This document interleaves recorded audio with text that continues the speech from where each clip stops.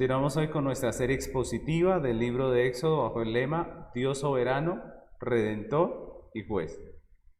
Estamos en nuestro sermón número 113, que tiene como título Un compromiso pactual. Un compromiso pactual. Y vamos a estar leyendo Éxodo 23 del 1 al 11. Vamos a estar estudiando hoy esos 11 versículos. Dice la palabra del Señor. Dijo Jehová a Moisés: sube ante Jehová tú, Aarón, Nadab y Abiú, y 70 de los ancianos de Israel, y os inclinaréis desde lejos. Pero Moisés solo se acercará a Jehová, y ellos no se acerquen, ni suba el pueblo con él. Y Moisés vino y contó al pueblo todas las palabras de Jehová y todas las leyes, y todo el pueblo respondió a una voz y dijo: haremos todas las palabras que Jehová ha dicho. Y Moisés escribió todas las palabras de Jehová, y levantándose de mañana edificó un altar al pie del monte, y 12 columnas según las 12 tribus de Israel. Y envió jóvenes de los hijos de Israel, los cuales ofrecieron holocaustos y becerros como sacrificios de paz a Jehová. Y Moisés tomó la mitad de la sangre y la puso en tazones, y esparció la otra mitad de la sangre sobre el altar. Y tomó el libro del pacto y lo leyó a oídos del pueblo, el cual dijo: haremos todas las cosas que Jehová ha dicho y obedeceremos. Entonces Moisés tomó la sangre y roció sobre el pueblo y dijo: he aquí la sangre del pacto que Jehová ha hecho con vosotros sobre todas estas cosas. Y subieron Moisés, Aarón, Nadab y Abiú, y 70 de los ancianos de Israel, y vieron al Dios de Israel, y había debajo de sus pies como un embaldosado de zafiro, semejante al cielo cuando está sereno. Mas no extendió su mano sobre los príncipes de los hijos de Israel, y vinieron a Dios, y comieron y bebieron. Amén. Hemos estado avanzando por nuestro estudio de Éxodo. Hemos visto cómo Dios liberta a su pueblo. Hemos visto cómo Dios da las leyes en el monte Sinaí. Y en nuestros últimos estudios estamos en la parte donde Dios le da al pueblo algunas instrucciones para la jornada que les espera del Sinaí hasta Canaán. Eso hemos estado viendo. En los versículos anteriores vimos cómo Dios ordena a Israel echar a los moradores de Canaán y no hacer alianza con ellos. ¿Recuerdan que eso fue lo que estudiamos hace 8 días? En el texto que estudiaremos hoy cambiamos de capítulo, ¿cierto? Y vamos a ver el pacto que los hijos de Israel celebran delante de Dios después de escuchar la ley, ¿no? Hay un pacto después de escuchar la ley. Y ese pacto es de lo que nos habla el capítulo 24. Entonces, para comenzar nuestro estudio de este capítulo, debemos hacer un recuento de lo que hemos estado estudiando desde el capítulo 19, para que podamos entender en lo que vamos a entrar. Si ustedes recuerdan, en el capítulo 19, cuando los hijos de Israel llegaron al monte Sinaí, Dios habló con ellos, ¿recuerdan? Les habló, les dio los 10 mandamientos audiblemente, ellos podían escuchar la voz de Dios. Cuando estudiamos ese discurso de Dios, vimos que tenía algunos elementos comunes con los tratados imperiales de vasallaje. ¿Recuerdan que ya lo estudiamos anteriormente? Esos tratados eran unos tratados que existían en el tiempo del Éxodo y que tienen mucho parecido a estos capítulos que hemos estudiado desde el 19 hasta este punto, ¿no? ¿Recuerdan cómo cuando estudiamos este tema? Les voy a hacer un recorderis del asunto, les voy a refrescar un poco la memoria de lo que vimos allí en el capítulo 19 con respecto a estos tratados. Perdónenme. En los capítulos anteriores pudimos ver, en ese capítulo 19, vimos que un tratado de vasallaje era un contrato en el que un gran rey o emperador ponía bajo su mando a otro rey o pueblo, ¿recuerdan? Por supuesto, este rey o este pueblo estaba en un menor grado de jerarquía, muchas veces había sido derrotado por el primer rey, y cuando este emperador tomaba el dominio de esa tierra, de ese territorio, Cuando empezaba a gobernar sobre esta otra nación, pues entonces se hacían estos tratados de vasallaje. Estos documentos servían para que los emperadores administraran sus reinos. Y en estos tratados los vasallos o siervos pues juraban lealtad absoluta al nuevo rey, al emperador, ¿no? En este caso estamos viendo que esos textos que encontramos nosotros en el Éxodo tienen un parecido muy similar a estos tratados de vasallaje. En este caso pues estamos nosotros leyendo el Éxodo. Es Dios como soberano que había sacado a su pueblo de la esclavitud, quien en estos capítulos está formalizando un pacto con Israel como sus siervos, ¿cierto? Entonces hemos avanzado a través de estos capítulos viendo algunos de esos parecidos. Estos documentos generalmente constaban de 3 partes, ¿recuerdan? Esas partes son muy similares a las que hemos estado estudiando en los capítulos de Éxodo. Recordemos que la primera parte era una exposición de la benevolencia del rey, que la vimos cuando estudiamos el capítulo 19, ¿cierto? Esa primera parte donde el rey exponía su benevolencia, la vimos en el capítulo 19. La segunda parte manifestaba las demandas factuales del rey, ¿cierto? Lo que el rey exigía de estos vasallos, de estos siervos. Y esto fue lo que es muy parecido a lo que el Señor expresó en la promulgación de la ley, desde el capítulo 20 hasta el 23. Allí Dios, como el rey en el tratado de vasallaje, pues exponía a sus siervos todas estas demandas que él hacía, estas demandas factuales que él hacía al pueblo, ¿no? Entonces eso lo vimos en estos estudios de la ley. Y la tercera parte pues exponía las consecuencias de guardar o no esas demandas, que consistían en castigos o recompensas. Y esto es muy parecido a lo que hemos visto al final del capítulo 23, donde Dios expresa la recompensa que les iba a dar a los hijos de Israel por obedecer las demandas factuales. Este tratado era un pacto unilateral. Recuerdan que también estudiamos acerca de eso. Quiere decir que dependía solamente del rey.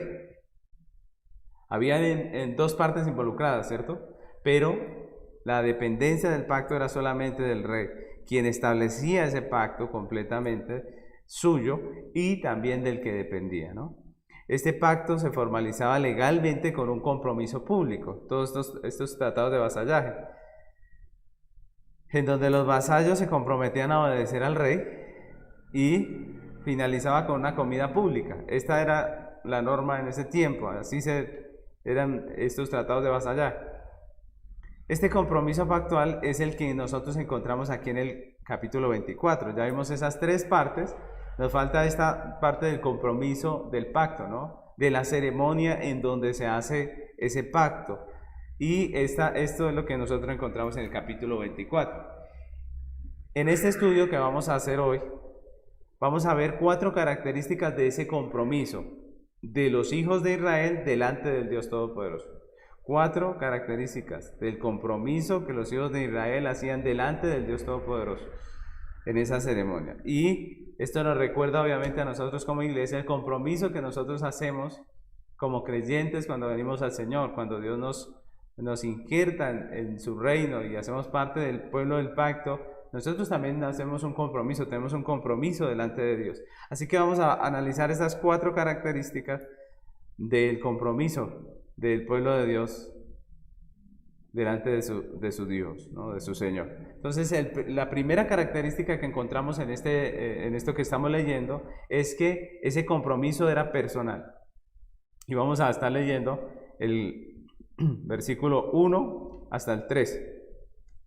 Dice Éxodo capítulo 24, versículos 1 hasta el 3. Dice: dijo Jehová a Moisés: sube ante Jehová tú y Aarón, Nadab y Abiú y 70 de los ancianos de Israel, y os inclinaréis desde lejos. Pero Moisés solo se acercará a Jehová, y ellos no se acerquen, ni suba el pueblo con él. Y Moisés vino y contó al pueblo todas las palabras de Jehová y todas las leyes, y todo el pueblo respondió a una voz y dijo: haremos todas las palabras que Jehová ha dicho. Amén. Entonces recordemos que cuando estudiamos el capítulo 20, al final, después de que el Señor da audiblemente los 10 mandamientos al pueblo. ¿Qué pasó en esa ocasión cuando estuvimos leyendo y estudiando esta parte? ¿Recuerdan? ¿Qué dijo el pueblo cuando escucharon la voz de Dios terrible, potente, y que dice que no podían soportarla? ¿Qué le dijeron a Moisés? ¿Recuerdan? Le dijeron a Moisés que no querían escuchar la voz de Dios porque temían morir, ¿recuerdan?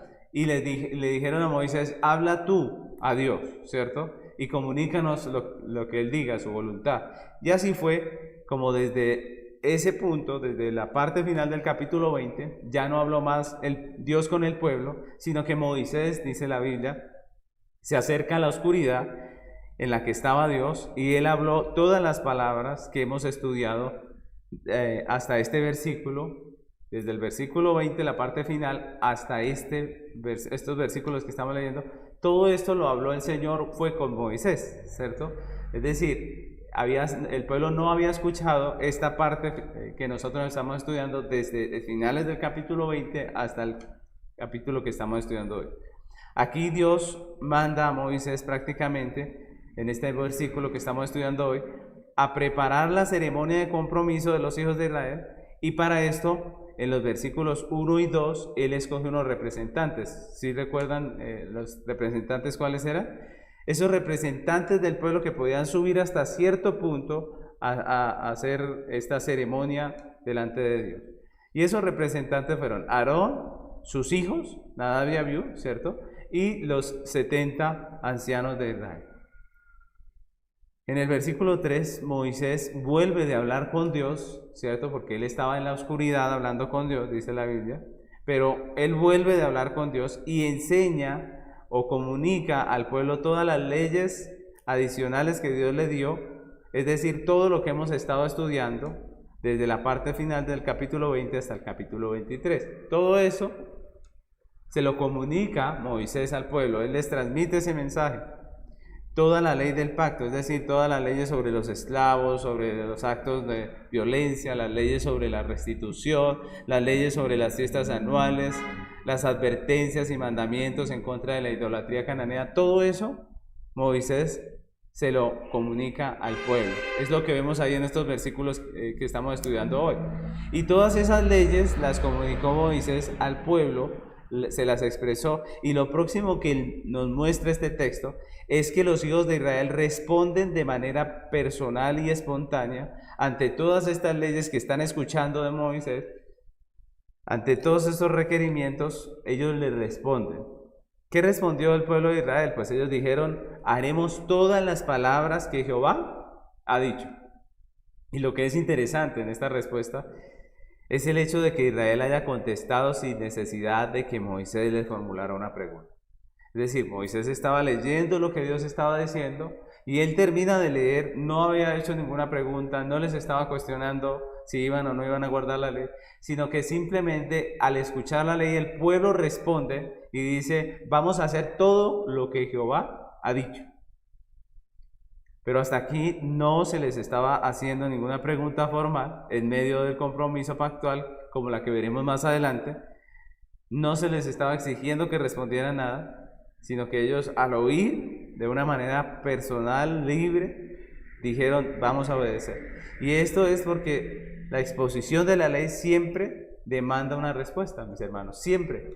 No importa que nos hagan la pregunta o no, siempre la ley nos pone en ese cuestionamiento. ¿Vamos a hacer caso? ¿Vamos a obedecer? Ella dice, ¿harás esto? ¿No harás aquello? Y ante eso tenemos que decir sí o no. Cada vez que nosotros estamos ante la ley, ante la palabra de Dios, ella nos demanda una respuesta. Cada vez que leemos la Biblia en nuestras casas, en nuestro devocional personal, en nuestro devocional familiar, cada vez que venimos a la iglesia, al culto, escuchamos la palabra de Dios, aunque no se nos haga una pregunta realmente a nosotros de si vamos o no vamos a guardar la palabra, pues obviamente la ley demanda de nosotros una respuesta. La respuesta del pueblo de Dios debe ser siempre ¿cuál? Amén, ¿cierto? Nosotros decimos amén. ¿Qué quiere decir amén? Así sea. Aun cuando no respondamos físicamente, cada vez que estamos expuestos a la palabra de Dios, vamos a tener que responder. Si no respondemos físicamente, respondemos con nuestros actos. Cuando usted es confrontado con la palabra de Dios y usted sale a hacer lo que la palabra de Dios dice, usted está diciendo con sus actos, está diciendo amén, ¿cierto? Pero cuando usted escucha la palabra y sale a hacer todo lo contrario, está diciendo no. Así no lo diga con sus labios, pero la respuesta suya es no. Hay algo importante en esta respuesta del pueblo y es que fue espontánea y fue personal. Por eso nuestro primer punto es que el compromiso nuestro es personal con Dios. Es decir, no hizo parte de la ceremonia porque aún no había empezado la ceremonia. No se le preguntó, pero ellos respondieron libremente. Y esta respuesta es una respuesta que nos muestra lo que hay en el corazón, lo que cada persona sintió en ese momento, lo que cada persona decidió en ese momento. Ellos dijeron, vamos a obedecer a Dios. No se pusieron de acuerdo, no dijeron, vamos a repetir en coro. No, recordemos que no había empezado la ceremonia, pero todos dijeron, vamos a responder, vamos a obedecer la voz de Dios. Y esto nos recuerda que la realidad del pacto de Dios con su pueblo es que es personal y es voluntaria, ¿cierto? Venimos a Él voluntariamente. El texto dice que todo el pueblo respondió a una voz sin ponerse de acuerdo. ¿Y contestaron qué? Vamos a obedecer a la ley de Dios. La pregunta es, ¿cómo respondemos nosotros con nuestra vida? ¿Cómo respondemos nosotros diariamente a lo que Dios nos habla, a su palabra? ¿Cómo expresamos nosotros esa respuesta a Dios con nuestra vida? ¿Estamos diciéndole a lo que Dios nos habla en su palabra, le estamos diciendo amén? ¿Estamos diciendo sí, yo voy a obedecer? ¿Estamos comprometiéndonos como el pueblo del Señor libre y espontáneamente diciendo, Señor, yo voy a hacer tu voluntad?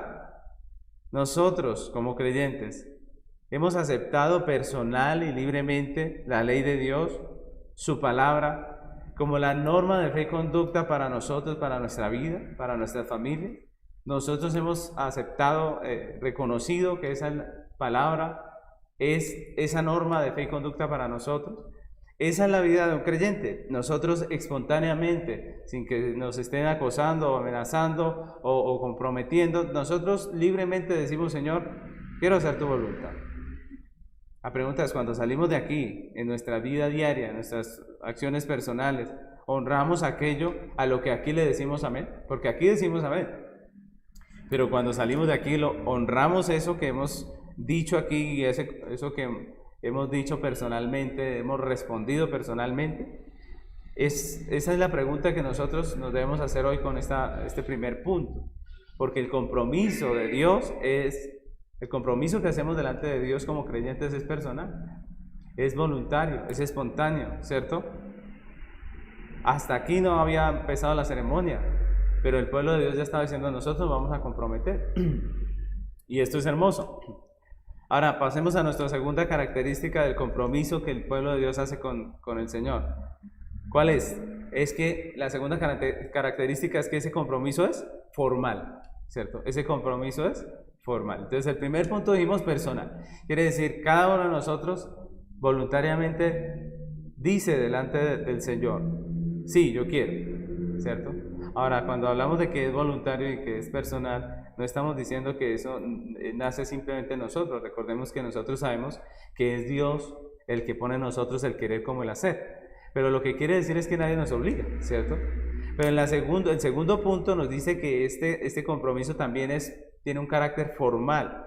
Y este aspecto es importante. Miremos lo que dice Éxodo 24:4. Dice la palabra. Y Moisés escribió todas las palabras de Jehová, y levantándose de mañana, edificó un altar al pie del monte, y 12 columnas según las 12 tribus de Israel. Entonces, esta parte es muy interesante, porque después de que hemos escuchado o hemos visto que el pueblo ha respondido ante la ley de Dios que estaba comunicándoles Moisés, y respondieron afirmativamente diciendo, nosotros nos comprometemos a hacer todo lo que dice la palabra, pues uno podría pensar que ya se cumplió el compromiso de los hijos de Israel con su Dios, ¿cierto? Uno podría pensar que aquí ya se acaba este asunto porque los hijos de Israel ya expresaron con sus labios diciendo, estamos de acuerdo y vamos a comprometernos con esto. Sin embargo, el versículo 4 nos dice que solamente después que Moisés escucha la respuesta del pueblo personal, es que se dispone a comenzar la ceremonia. Mire, hasta aquí no había habido ceremonia. Pero después de que el pueblo dice sí vamos a hacerlo, entonces Moisés empieza a preparar la ceremonia de compromiso. Lo primero que hace es poner por escrito todo lo que Dios le había dicho en un libro, que se llamó el libro del pacto. Miren cómo el compromiso no se había terminado, al revés, hasta ahora empezaba, ¿cierto?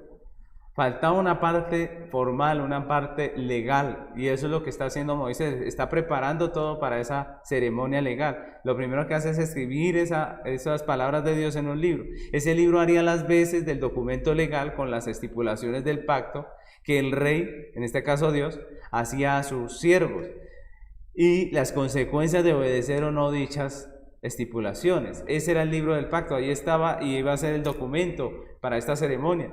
También el texto nos muestra que Moisés edificó un altar, ¿cierto? Y 12 columnas. Y esas 12 columnas, como lo dice el texto, lo expresa el texto, representaban las 12 tribus de Israel en la ceremonia pactual.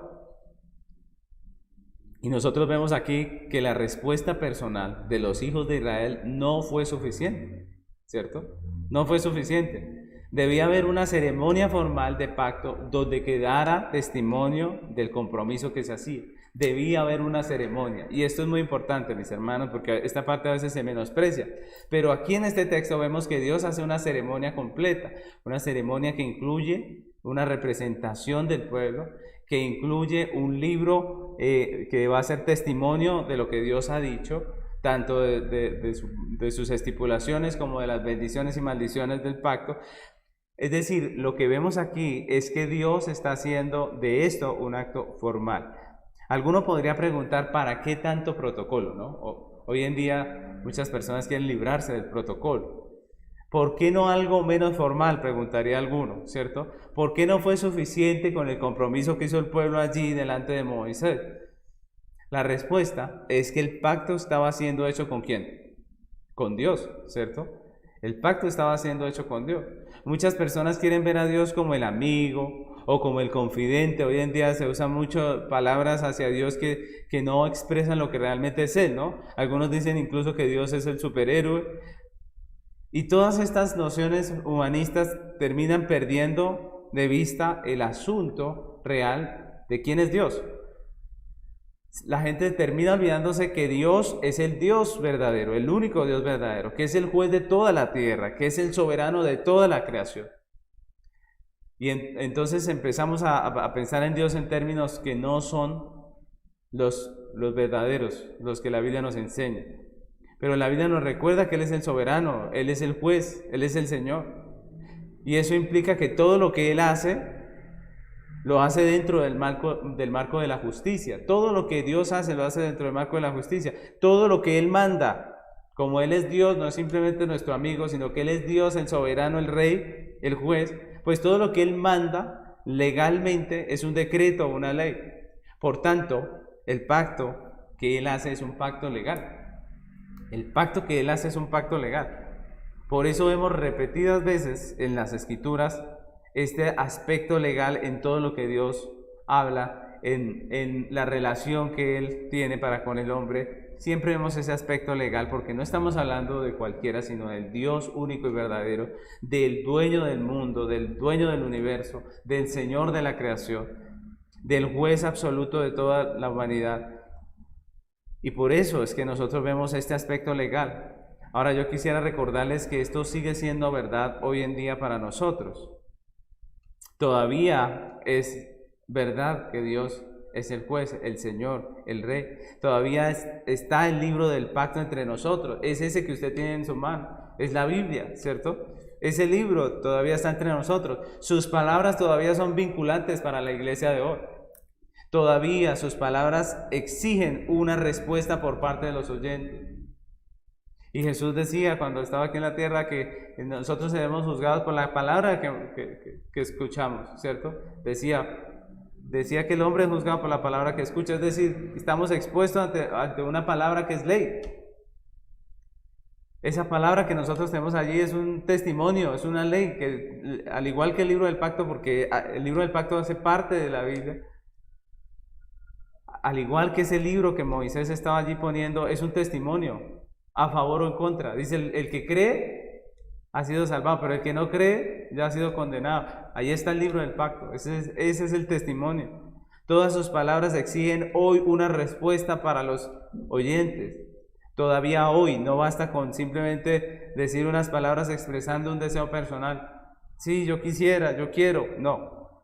Todavía hoy el compromiso de la iglesia es de carácter formal e implica ceremonia, implica testigos, implica un compromiso público. Y ese es un aspecto importante del pacto, el aspecto formal. Esto es lo que hacemos nosotros cuando hacemos la ceremonia de confesión de fe, o una ceremonia de bautismo, o una ceremonia de recepción de miembros, ¿cierto? Cuando hacemos esta ceremonia estamos haciendo algo público, estamos haciendo algo legal delante de Dios, estamos haciendo algo formal, ¿cierto? Porque lo estamos haciendo delante de ¿quién? De Dios, del mismo ante el cual estaban los hijos de Israel. Cada vez que venimos y nos bautizamos, una persona está haciendo pública su deseo. Ojo, porque esa persona ya había dicho creer en el Señor, ¿cierto? Al igual que los hijos de Israel ya habían tomado una decisión personal, ya habían hablado, ¿cierto?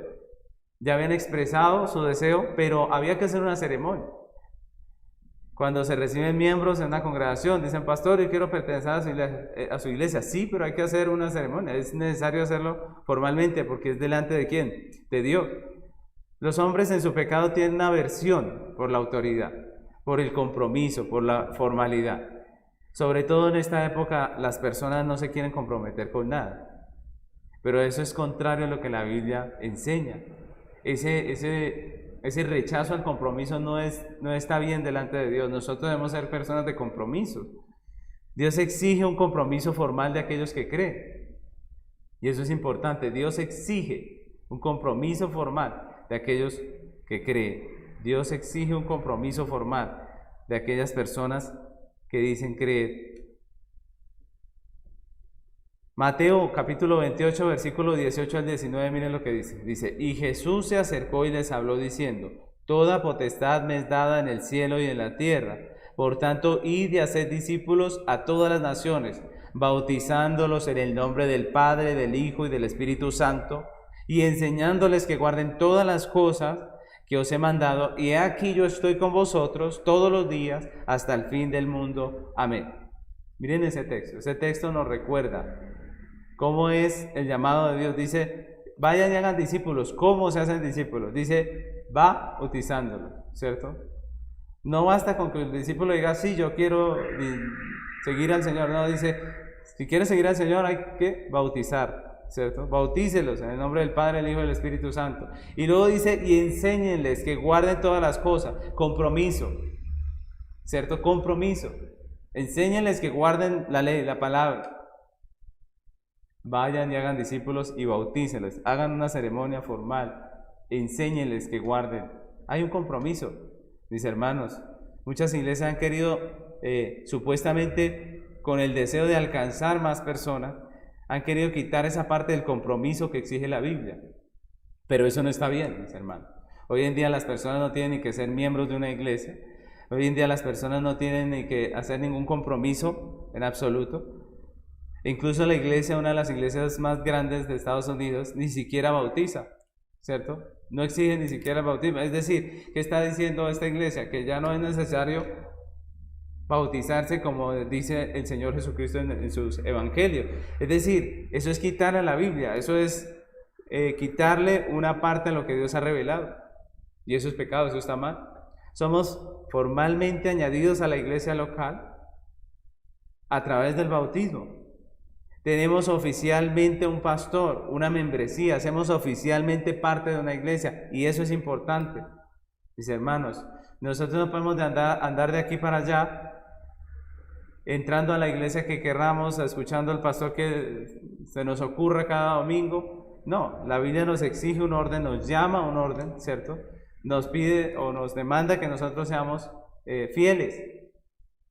Y la Biblia lo enseña. Un ejemplo es Hebreos 13:17, dice la palabra de Dios: obedeced a vuestros pastores y sujetaos a ellos, porque ellos velan por vuestras almas, como quienes han de dar cuenta, para que lo hagan con alegría y no quejándose, porque esto no es provechoso. Y ese versículo es interesante, porque nos muestra algunas cosas que son importantes en la comprensión de la iglesia. Nos muestra que hay un gobierno establecido por Dios, porque Dios dice: obedeced a vuestros pastores y sujetaos. Dios ha puesto un gobierno aquí en la tierra, en la iglesia, y dice: obedezcan y sujétense.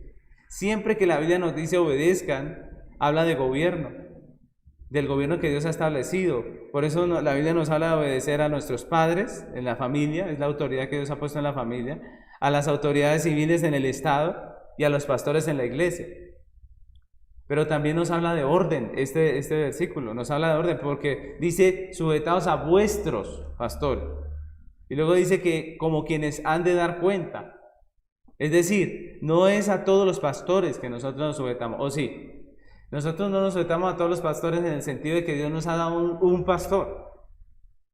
Obviamente que los pastores también de otras iglesias debemos escuchar su predicación y todo, pero la Biblia nos manda a sujetarnos al pastor que Dios nos ha puesto, ¿cierto? No es a todos los pastores.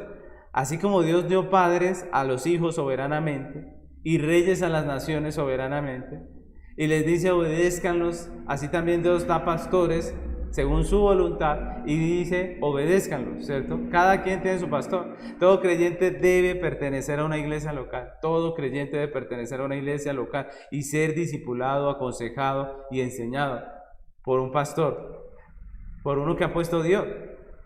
El creyente debe ser responsable con una iglesia local y debe poner sus dones al servicio de ella, no de cualquiera, no de todas. Usted no puede estar ofreciendo sus dones, sus talentos al mejor pastor, no. Usted tiene una iglesia local y esos dones son para usarlos dentro de esa iglesia. El pastor está llamado a velar, a dar cuentas de sus ovejas. Ojo, no dice, no es de cualquier oveja, no, yo no estoy llamado a dar cuentas de todos los creyentes, no, estoy llamado a dar cuentas de las ovejas mías. Por eso yo quiero decirles que nosotros debemos tener compromiso, porque Dios nos ha dado un orden. En ese sentido, los pastores debemos tener respeto por las ovejas que no son nuestras. En mi caso, yo no le doy consejería a miembros de otro redil, de otra iglesia. Si un miembro de otra iglesia me pide consejería, yo lo mando con su pastor, porque es que él tiene un pastor a quien debe sujetarse. Un pastor no puede, por capricho tampoco, sacar a un miembro de su congregación, porque Dios le ha dado ovejas soberanamente también. Y solo se podría sacar a una persona de una congregación en los casos en donde hayan razones bíblicas. No se puede sacar a la gente porque sí, no podemos sacar a un hermano, una persona porque sí, deben haber razones bíblicas. Pero también es cierto que un miembro no debe abandonar su iglesia a menos que haya un motivo bíblico. Los creyentes no pueden andar de iglesia en iglesia, de pastor en pastor, no. Debemos ser fieles a una sola iglesia. Y la única manera de que una persona salga de su iglesia debería ser por un motivo bíblico. Y generalmente ese es simplemente la apostasía. Tanto en fe como en práctica. Si el pastor es un apóstata, si el pastor apostata de la fe, pues ahí sí ya podríamos pensar en abandonar la iglesia. Pero no es por cualquier cosa. Hoy en día la gente se va porque sí o porque no, ¿cierto? Se va por cualquier cosa. No es simplemente si pecó el pastor. Muchas veces pasa que el pastor peca. No, si el pastor peca, ¿a qué estamos llamados como creyentes? A corregir, ¿cierto? Estamos llamados a llamarle la atención como a un padre, dice la Biblia. Pero si el pastor se obstina en arrepentirse y persiste en pecar, si el pastor abandona su fe, si el pastor sigue en su pecado, eso pues obviamente ya sería causa para pensar en abandonar la iglesia. Pero no, ni siquiera la caída de un pastor es razón para abandonar la iglesia. Eso es lo que la Biblia nos enseña. Hay un orden, hay un gobierno, ¿cierto? Pero también hay un objetivo, porque el versículo dice: para que lo hagan con alegría y no quejándose, porque esto no es de provecho. Mis hermanos, hay un objetivo en todo esto y es el provecho de la iglesia. Hay un provecho. El creyente a través de la iglesia crece, se edifica y esto le cambia su vida. Es lo que la Biblia nos enseña. Hay un orden. Por eso el pacto que Dios hace con su pueblo debe ser formal. El pacto que nosotros hacemos delante de Dios cuando venimos a la iglesia, cuando nos arrepentimos, cuando creemos, es un pacto que es formal, que tiene sus formalidades, que tiene sus ceremonias, que Dios ha establecido, que Dios ya ha dicho cómo son, cuáles son, ¿cierto? Y de esa manera lo hacemos. ¿Es importante el aspecto formal? Claro que sí, mis hermanos. Claro que es importante. Ser miembro de una iglesia local es un privilegio, pero también es una responsabilidad. Una responsabilidad personal, pero también pública y formal. El tercer punto de nuestra enseñanza hoy es que ese compromiso que el pueblo de Dios hace con su Dios, con su Señor, es un compromiso de gracia, de gracia. Y eso es muy importante también. Miremos Éxodo 24, versículos 5 hasta el 8. Dice la palabra del Señor. Y envió jóvenes de los hijos de Israel, los cuales ofrecieron holocaustos y becerros como sacrificios de paz a Jehová. Y Moisés tomó la mitad de la sangre y la puso en tazones y esparció la otra mitad de la sangre sobre el altar.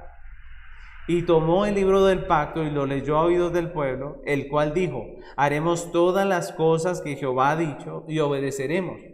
Entonces Moisés tomó la sangre y roció sobre el pueblo y dijo: he aquí la sangre del pacto que Jehová ha hecho con vosotros sobre todas estas cosas. Estos versículos nos hablan de una parte importante de la ceremonia y son los sacrificios, ¿no? Los sacrificios. Según el texto, Moisés envía jóvenes a ofrecer holocaustos y sacrificios de paz. Estos jóvenes pues seguramente eran los primogénitos del pueblo apartados para el servicio del Señor, para el sacerdocio, antes de que se instituyera el sacerdocio levítico. ¿Recuerdan? Que antes de que se instituyera ese sacerdocio, Dios había escogido los primogénitos por aquella vez de la Pascua, cuando Dios les libró la vida a los primogénitos. Ahora, en esa ceremonia pactual, Moisés dividió la sangre en dos partes. ¿Recuerdan? Así dice nuestro texto. Cuando se hacía esta clase de ceremonias, pues se dividía en dos partes al momento de sellar el pacto. Él esparce la mitad de la sangre sobre el altar y la otra mitad la esparce sobre el pueblo.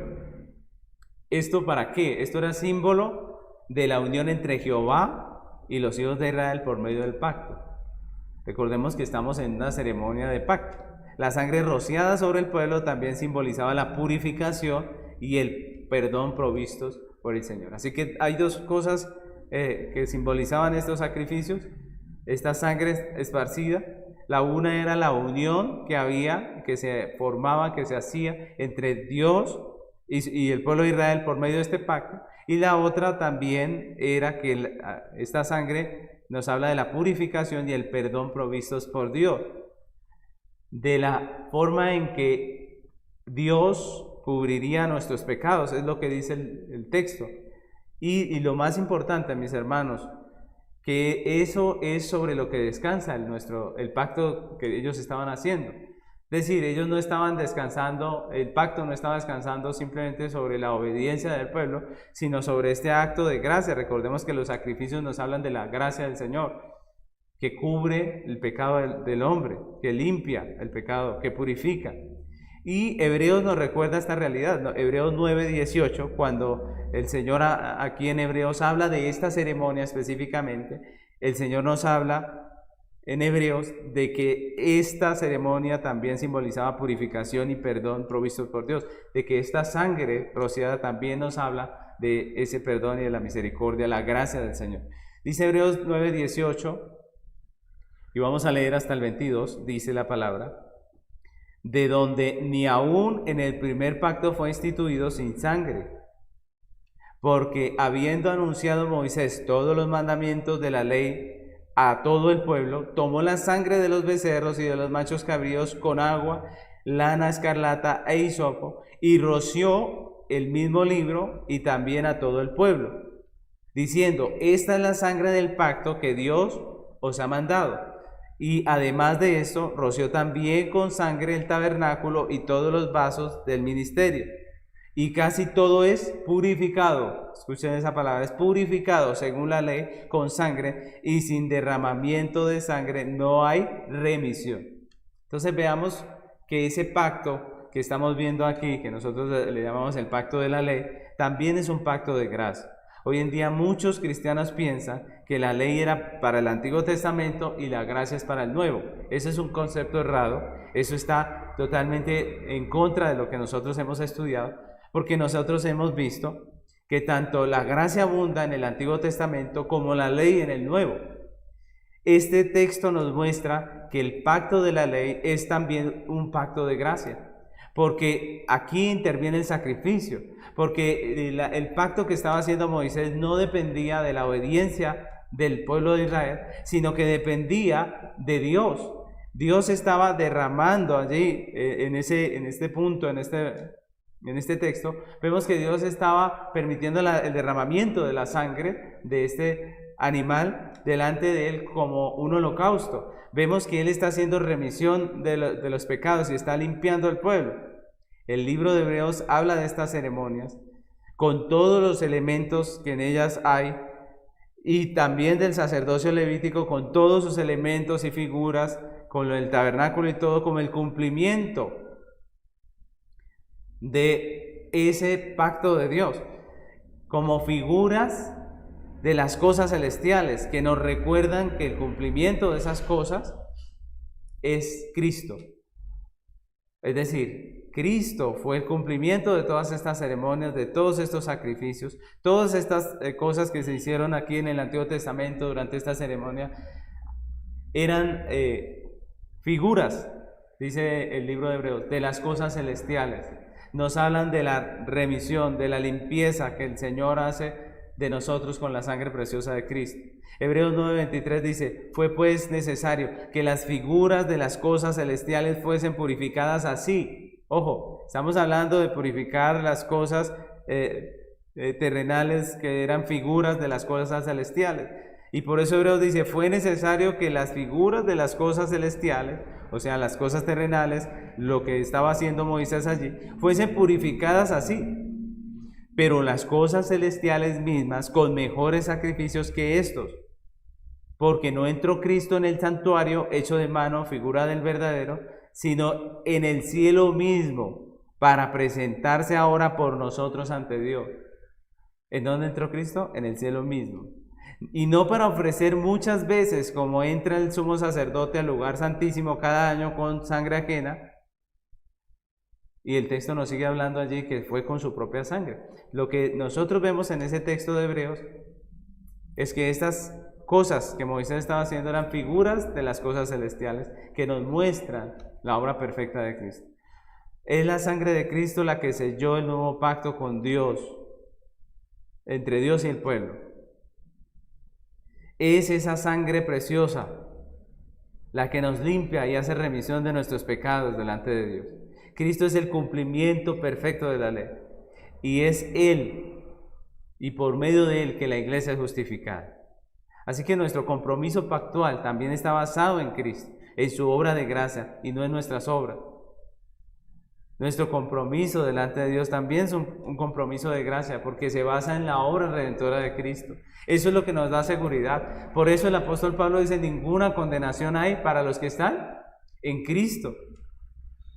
Nosotros tenemos la seguridad porque estamos en Cristo. El pacto, el compromiso pactual que hacemos con Dios cuando nos unimos a su cuerpo, cuando somos parte de una iglesia, cuando venimos ante Él en el bautismo, es un pacto que descansa sobre su gracia, no sobre nosotros.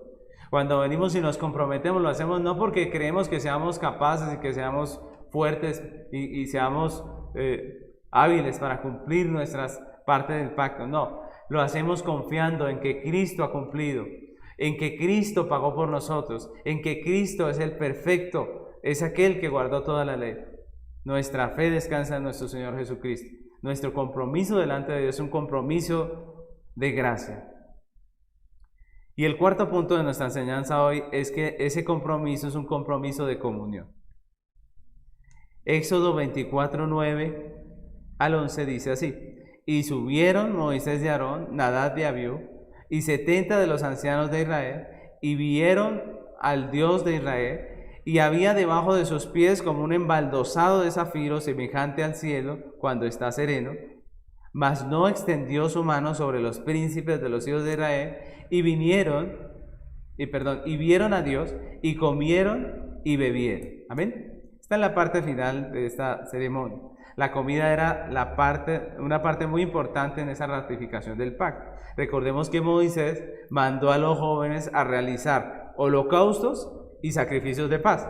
Si nosotros recordamos un poco, los holocaustos eran sacrificios que debían ser consumidos completamente, en su totalidad, en el fuego del altar. Es decir, de eso no quedaba nada. Pero cuando hablamos de los sacrificios de paz, ellos incluían una comida entre los participantes del pacto. Y esto es lo que vemos aquí en esta parte final del versículo. Se comía la carne del animal sacrificado y se ofrecía la sangre y la grosura a Dios. La ceremonia simbolizaba la paz y el compañerismo entre los participantes de este pacto, ¿no? En este caso entre Dios, que es el soberano, y su pueblo. Así se ratificó el pacto en el Sinaí, con un sacrificio de paz y una comida en la cual participaron Moisés, Aarón, Nadab, Abiú y los 70 ancianos de Israel. Cuando el texto dice en la parte final que Dios no extendió su mano sobre los príncipes, o sea, sobre los ancianos, está hablando de que Dios no los destruyó, ¿cierto? Recuerdan que habían unos límites que no se podían cruzar en el monte. En medio de esta ceremonia el pueblo no podía tocar, los ancianos se podían acercar hasta cierto punto, pero ellos están ahora participando de una cena con el Señor y ellos no mueren en la presencia del Señor, y es lo que el texto resalta. Dios no extiende su mano contra ellos para matarlos, ¿cierto? Sino que les permite comer, les permite participar de esa comunión en su presencia. Y esto es maravilloso, mis hermanos. Esto nos recuerda que el pacto también es un pacto de comunión. De comunión. Estos ancianos en representación del pueblo tuvieron comunión con Dios y estuvieron en la presencia de Dios. Es más, el texto nos muestra cómo ellos ven una imagen de lo que es Dios, ¿no? Ven una figura allí donde ven a Dios en un piso precioso, ¿cierto? Ellos alcanzan a ver un embaldosado precioso. Es decir, ellos alcanzan a tener una experiencia de ver parte de la divinidad. Y esta última parte nos dice que Dios no los mata, no los consume, sino que les permite participar de esta ceremonia. Y esta última parte nos habla de la comunión de la iglesia con el Señor. Después de ser enemigos nosotros de Dios, Cristo nos reconcilió con su sangre y nos ha puesto en paz con Dios. Y eso es maravilloso, mis hermanos. Porque el hombre pecador delante de Dios es consumido, es destruido. Pero nosotros podemos entrar a su lugar santo por medio de la sangre de Cristo. Ahora podemos estar en su presencia como hijos de Dios. Ahora podemos participar de todo lo que Él nos da. Podemos estar en su presencia. Incluso podemos participar de su mesa en la cena del Señor. Hebreos capítulo 4, versículo 16 dice: acerquémonos pues confiadamente al trono de gracia, para alcanzar misericordia y hallar gracia para el oportuno socorro. Mis hermanos, esta es una palabra para nosotros. Acerquémonos pues confiadamente. Ya no dice acerquémonos espantados, no, dice acerquémonos pues, ¿cómo? Confiadamente. ¿Por qué? Porque nuestra fe descansa en el sacrificio vivo, ¿cierto? En la sangre del pacto, en la limpieza que el Señor hizo de nosotros. Acerquémonos pues confiadamente al trono de gracia para alcanzar misericordia y hallar gracia para el oportuno socorro. Y Mateo capítulo 26, versículos 27 al 29, cuando el Señor está instaurando la cena del Señor, dice el versículo 27. Y tomando la copa y habiendo dado gracias, les dio, diciendo: bebed de ella todos, porque esto es mi sangre del nuevo pacto, que por muchos es derramada para remisión de los pecados. Y yo os digo que desde ahora no beberé más de este fruto de la vid hasta aquel día en que lo beba nuevo con vosotros en el reino de mi Padre. Miren esos textos tan hermosos. Podemos disfrutar de la comunión con nuestro Dios. Podemos participar de Él. También nos habla de la comunión entre nosotros como pueblo de Dios. Cuando pertenecemos a la iglesia local, ya no somos solamente nosotros solos. Ahora hacemos parte de un cuerpo. La Biblia nos dice así, somos miembros de un cuerpo, somos parte de una familia, miembros de una familia. Hay comunión entre nosotros. Estamos juntos para celebrar nuestras victorias, para celebrar las cosas buenas, pero también estamos juntos para levantarnos, para sostenernos, para que cuando alguien pecó, cayó, nosotros le podamos extender la mano, le podamos mirar con misericordia y ayudarle a levantar, porque es nuestro hermano. Mis hermanos, ese es el compromiso que hacemos delante de Dios. El compromiso que hacemos delante de Dios es un compromiso que como redimidos los hacemos de manera personal, ¿cierto? Cada uno de nosotros, en un momento, Dios, a través de su llamamiento eficaz, nos trajo hacia Él y tuvimos que responder con todo nuestro corazón: ¿qué quieres, Señor? ¿Qué quieres que yo haga, Señor? Como Pablo, ¿cierto? Pero también es un compromiso que es formal, en donde hemos tenido que venir y hemos tenido que comprometernos.